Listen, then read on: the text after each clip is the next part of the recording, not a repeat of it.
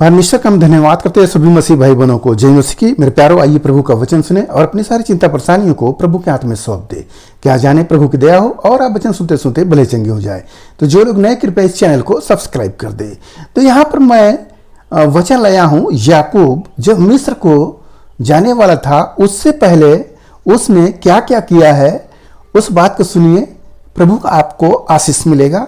हम वचन को पढ़ते हैं, आप लोग ध्यान से सुनिए। यहाँ पर उत्पत्ति की किताब अध्याय 46 वचन 1। तब इस्राएल अपना सब कुछ लेकर बेर्शेबा को गया और वहां अपने पिता इसहाक के परमेश्वर को बलिदान चढ़ाया। तब परमेश्वर ने इस्राएल को रात को दर्शन में कहा, हे याकूब, हे याकूब। उसने कहा, क्या आज्ञा? उसने कहा, मैं परमेश्वर हूँ, तेरे पिता का परमेश्वर। तू मिस्र में जाने से मत डर, क्योंकि मैं तुझसे वहां एक बड़ी जाति बनाऊंगा। मैं तेरे संग संग मिस्र को चलता हूँ और मैं तुझे वहां से फिर निश्चय ले आऊंगा और यूसुफ अपने हाथों से तेरी आंखों को बंद करेगा। आमीन। यहां पर कहानी यह है कि जो याकूब है मिस्र को जाने वाला है। तो जानते हैं मिस्र में बहुत ही पूजा पाठ होता है और वहां पर जो मिस्री लोग हैं, जो इस्राएली लोग को पसंद नहीं करते हैं, इब्री लोग को पसंद नहीं करते हैं, उनको तुच्छ समझते हैं। अब यहाँ पर इनका लड़का पहले से पहुंच चुका है और ये सोच रहे हैं कि वहाँ मूर्ति पूजने वाले लोग हैं, क्या कैसे होगा। तब वो क्या करता है, परमेश्वर को बलिदान चढ़ाता है कि पहले हम परमेश्वर की प्रार्थना कर ले, परमेश्वर से बलिदान चढ़ा ले, पूजा पाठ कर ले, तब हम जाएं। जब वो करता है तो रात में परमेश्वर से दर्शन में बातें करते हैं और उससे कहते हैं, मत डर, देख मैं परमेश्वर हूँ, तेरे पिता का परमेश्वर हूँ। प्रभु ये बता रहे हैं कि तेरे पिता का मैं परमेश्वर हूं। उसका याकूब का नहीं कह रहे हैं, अब उसके पिता का बता रहे हैं।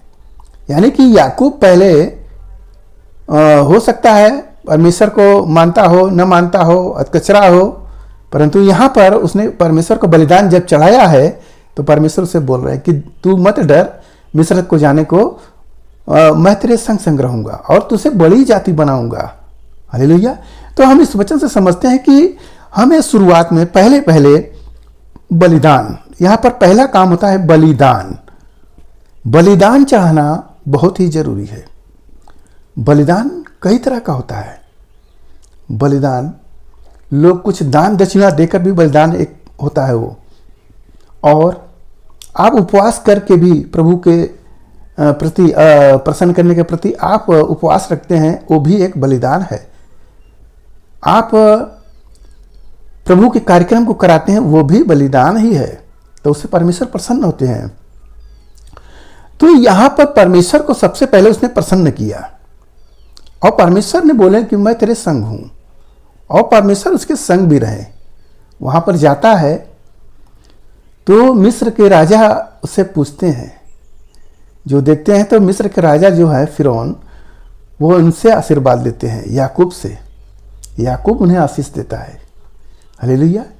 मेरे प्यारो, वो जो परमेश्वर के लोग होते हैं वो दूसरों को आशीष देते हैं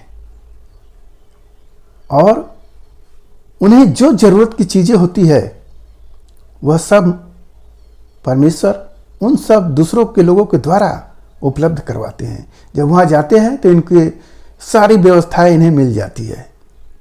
मेरे प्यारो, हमें भी परमेश्वर पर भरोसा रखना चाहिए और एक ऐसा बलिदान चढ़ाना चाहिए जिससे हमारा परमेश्वर प्रसन्न हो।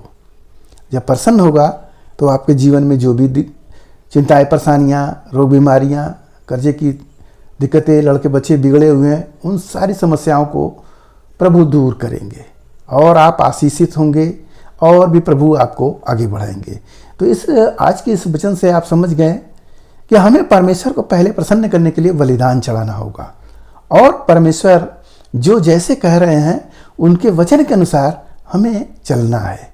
जब हम चलेंगे तो प्रभु का आशीष हमें मिलेगा। यदि हम उसके विपरीत चले, परमेश्वर के वचन को तुच्छ समझे, तो परमेश्वर भी हमें छोड़ देंगे। हालेलुया। मेरे प्यारो, आज के इस वचन से जो कुछ मिला उस पर ध्यान करें, प्रभु आपको आशीष देंगे। आइए आपके लिए प्रार्थना करिए। महान परमेश्वर, हम आपका धन्यवाद करते हैं इस मुस्कुराहट के दिन प्रभु जो ये वचन मिला, जितने लोग सुने प्रभु उन्हें आशीष मिले, उनके घर परिवार में सुख शांति बनी रहे, सभी लोग भले चंगे रहे। मेरे राजा आज का वचन उनके हृदय के पट्टियों पर लिखी जाए। मेरे राजा आपका दया चाहते हैं। धन्यवाद करते हुए प्रार्थना यीशु मसीह के नाम में, आमीन।